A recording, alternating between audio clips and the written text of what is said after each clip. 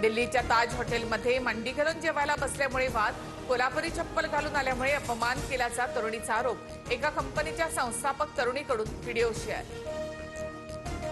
नागपुरात फटाके उडवण्याच्या उत्साहामध्ये 31 जण भाजले.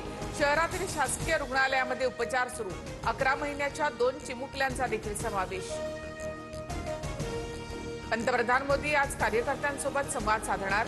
बिहार विधानसभा निवडणुकीच्या पार्श्वभूमीवर मेरा बूथ सबसे मजबूत या कार्यक्रमाचं मोदींचं संबोधन.